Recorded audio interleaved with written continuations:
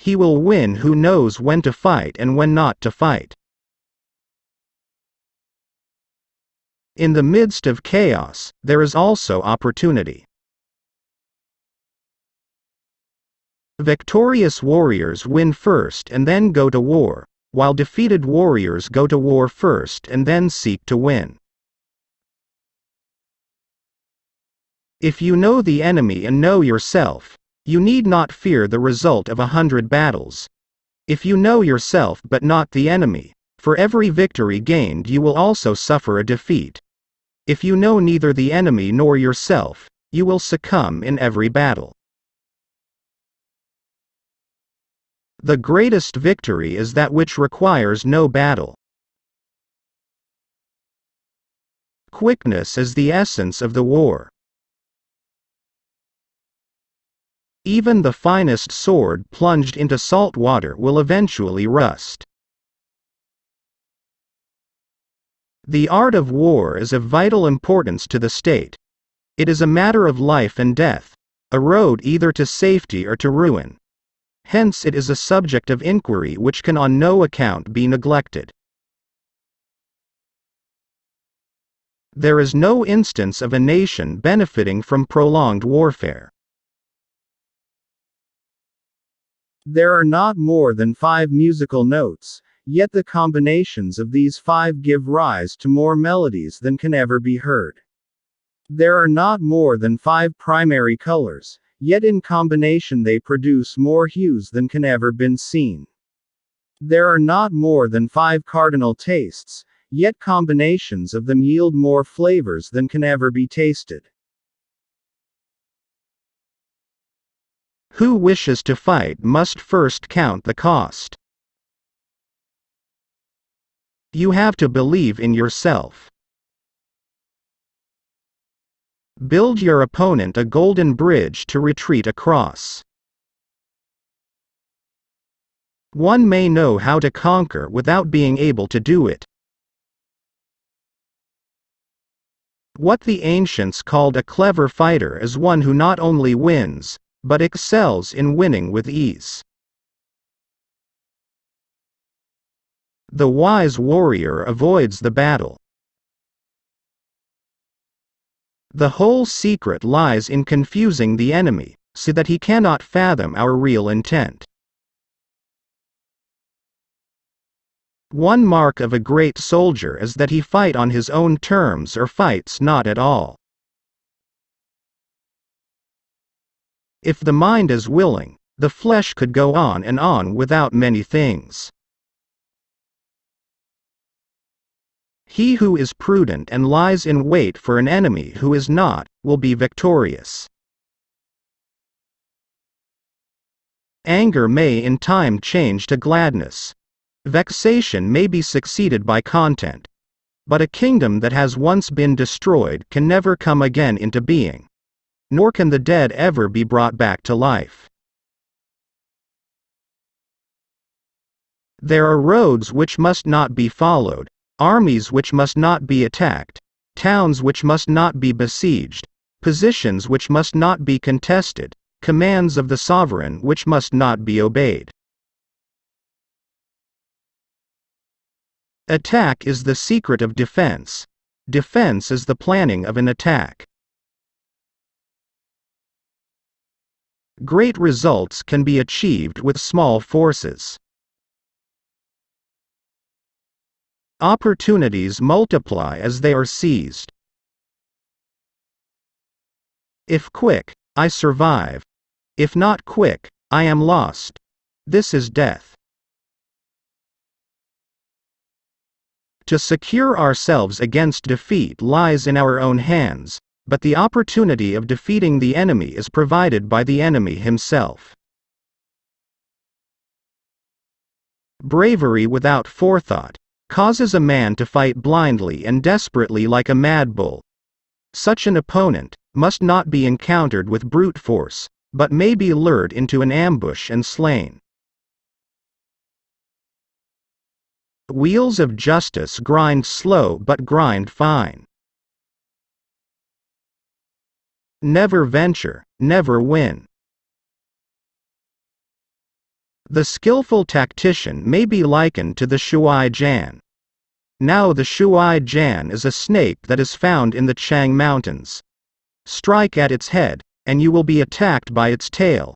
Strike at its tail, and you will be attacked by its head. Strike at its middle, and you will be attacked by head and tail both. It is easy to love your friend, but sometimes the hardest lesson to learn is to love your enemy. Beware your enemy is not. Who does not know the evils of war cannot appreciate its benefits. In battle, there are not more than two methods of attack, the direct and the indirect. Yet these two in combination give rise to an endless series of maneuvers. The opportunity of defeating the enemy is provided by the enemy himself. Plan for what it is difficult while it is easy, do what is great while it is small. Foreknowledge cannot be gotten from ghosts and spirits, cannot be had by analogy, cannot be found out by calculation. It must be obtained from people who know the conditions of the enemy. If you fight with all your might, there is a chance of life, whereas death is certain if you cling to your corner.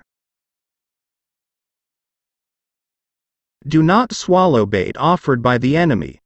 Do not interfere with an army that is returning home. We cannot enter into alliances until we are acquainted with the designs of our neighbors. When the outlook is bright, bring it before their eyes, but tell them nothing when the situation is gloomy. The worst calamities that befall an army arise from hesitation. If there is disturbance in the camp, the general's authority is weak. Hence that general is skillful in attack whose opponent does not know what to defend, and he is skillful in defense whose opponent does not know what to attack. Those skilled at making the enemy move do so by creating a situation to which he must conform. They entice him with something he is certain to take, and with lures of ostensible profit they await him in strength. Energy may be likened to the bending of a crossbow, decision, to the releasing of a trigger. When your army has crossed the border, you should burn your boats and bridges, in order to make it clear to everybody that you have no hankering after home. There are 5 dangerous faults which may affect a general. 1. Recklessness, which leads to destruction.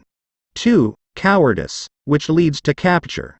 3. A hasty temper, which can be provoked by insults. 4.